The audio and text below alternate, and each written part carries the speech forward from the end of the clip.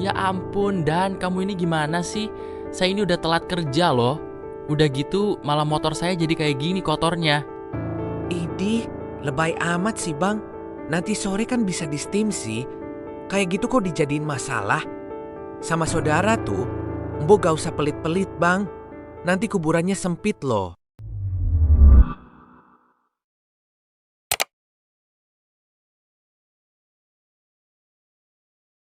Eh, Wildan, kamu ngapain kesini? Nih mes, maaf ya sebelumnya kalau aku gak izin dulu. Rencananya aku mau numpang tinggal dulu di tempat mas. Aku mau cari kerja di daerah sini. Oh gitu, daerah sini banyak kos-kosan loh, Dan. Apa mau aku bantu cariin? Kagak usah mas. Aku kan belum dapat kerja.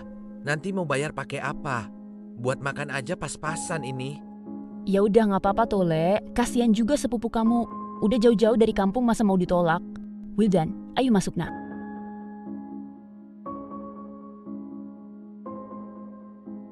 Ibu kenapa terima Wildan buat tinggal di sini sih, Bu? Ibu cuma kasihan aja nak, dia udah jauh-jauh dari kampung. Masa mau kita usir sih? Walau bagaimanapun juga, dia juga kan saudara kita. Iya juga sih, Bu. Cuma aku rada ragu sama dia. Emang kamu ragu kenapa? Ibu kan udah tahu sifat dia. Dia itu sedikit pemalas dan kerjaannya cuma main terus. Aku nggak yakin dia mau beneran cari kerja di sini. Kita lihat aja nanti nak, siapa tahu dia beneran mau berubah.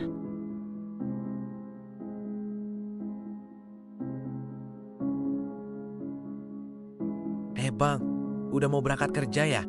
Iya nih. Bentar-bentar. Itu kok baju sama celanaku kamu pakai sih? Maaf ya bang, tadi tuh aku mau bangunin kamu. Kamunya masih pules. Ya udah deh, aku ambil aja bajunya di lemari. Aduh, itu kan baju favoritku. Halah, cuma minjem sebentar aja bang. Sama saudara tuh gak usah perhitungan gitulah. Oh iya bang, BTW aku pinjem motor kamu bentar dong. Aku mau ada urusan bentar nih. Gak bisa, Dan. Aku udah buru-buru banget nih, soalnya takut telat. Bentar aja bang, cuma 30 menit aja kok. Gak bisa, Dan. Nanti aku telat. Halah, satu kali telat, kagak mungkin dipecat juga kan? Urusanku ini lebih urgent bang. Ya udah. Tapi bener ya, cuma 30 menit. Iya bang, masa aku mau bohong sih?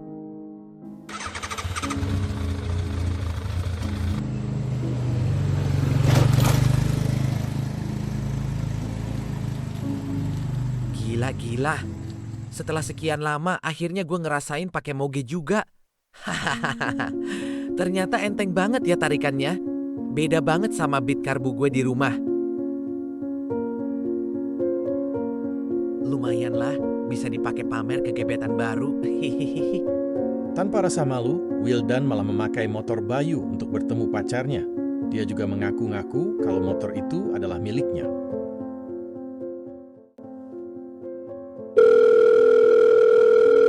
Tuh, gimana sih si Wildan? Katanya tadi cuma pergi 30 menit aja. Gak taunya udah lebih dari 2 jam. Kalau kayak gini kan, aku jadi telat kerja. Kok bisa sih kamu pinjemin motor kamu ke dia? Dia tadi mohon-mohon, Bu. Bilangnya cuma sebentar, gak taunya udah sampai 2 jam aku nunggu. Di telepon juga di-reject terus. Kamu yang sabar dulu nak, siapa tahu dia lagi arah pulang sekarang. Padahal hari ini bos udah jadwalin mau ada meeting sama klien besar. Kalau kayak gini, bisa-bisa bos marah besar sama aku. Nah, itu pasti si Wildan. Kamu kemana aja sih, Dan?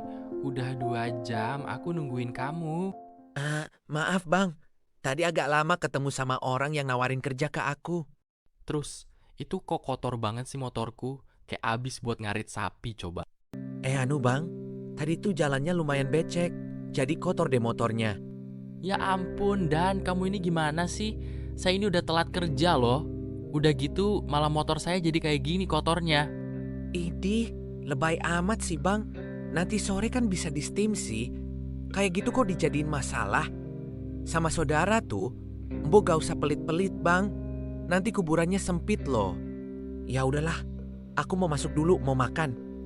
Tante pasti masak enak hari ini.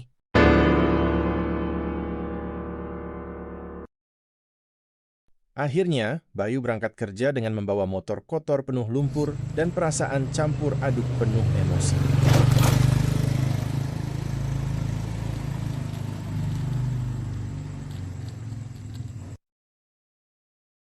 Duh, kenapa lagi nih motor? Udah telat pakai acara mogok lagi. Astaga, ternyata bensinnya habis. Padahal kemarin baru diisi. Nggak tahu diri banget sih si Wildan ini. Udah pakai gak mau isiin pula. Duh, mana mogok pas di tengah hutan lagi. Sial banget gue hari ini. Dorong aja siapa tahu di depan ada tukang bensin. Di tengah terik matahari pagi yang mulai panas, akhirnya Bayu mendorong motornya untuk mencari penjual bensin. Tak lama berselang, dering ponsel Bayu berdering. Duh, Pak Bos nelpon lagi. Halo Pak, selamat pagi. Pagi-pagi gundulmu itu pagi. Kamu gak lihat ini udah jam berapa? Udah jam 11 ya Pak? Kamu itu gak bertanggung jawab banget ya jadi orang. Saya udah suruh kamu datang cepat karena kamu yang bawa berkas presentasi buat rapat sama klien. Kamu malah gak datang hari ini. Aduh Pak, maaf banget ya kalau saya kesiangan. Saya hari ini lagi banyak masalah. Ini saya di tengah hutan malah kehabisan bensin. Saya gak mau terima alasan dalam bentuk apapun, Bayu. Kamu itu sudah merugikan perusahaan sangat besar. Klien udah batalin kerjasama dengan perusahaan kita. Padahal nilai proyeknya mencapai 2 miliar. Sekarang saya kehilangan proyek besar itu. Semua ini gara-gara ulah kamu. Tapi Pak, saya ini benar-benar mogok di jalan Pak. Hari ini kamu gak usah datang lagi ke kantor saya. Kamu saya pecat.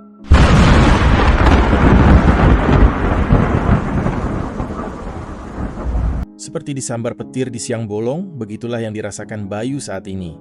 Ia harus kehilangan satu-satunya pekerjaan yang selama ini menghidupinya. Semua ini karena ulah dari saudara sepupunya sendiri yang tak tahu diri.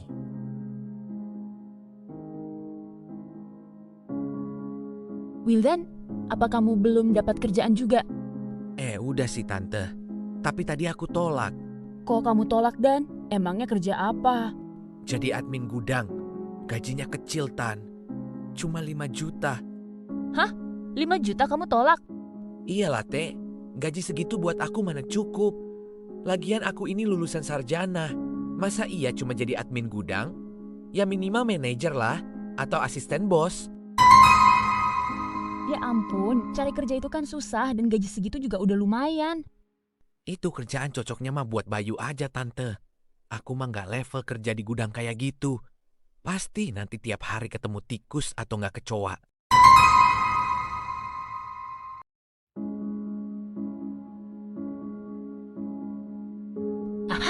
Kamu dipecat? Iya Bu, tadi siang aku dipecat. Pak Bos itu udah percayakan berkas presentasi ke aku. Akunya gak bisa berangkat kerja gara-gara kehabisan bensin di jalan.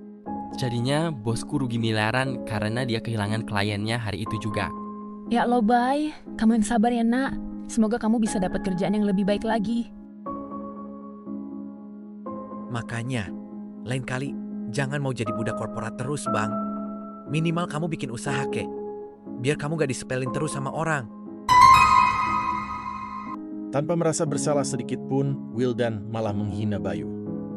Keesokan harinya, Wildan kembali memakai motor Bayu, namun kali ini dia memakainya tanpa izin. Tanpa disadari, Wildan melaju dengan kecepatan full, dan ternyata inilah yang terjadi.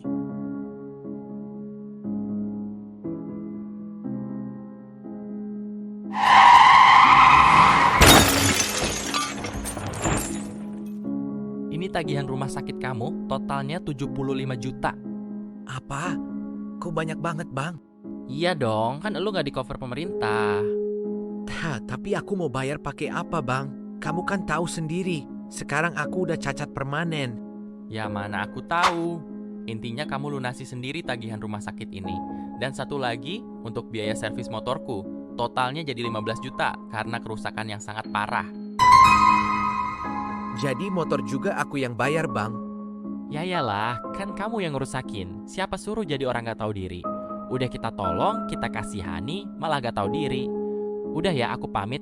Jangan lupa segera lunasi pembayaran motornya.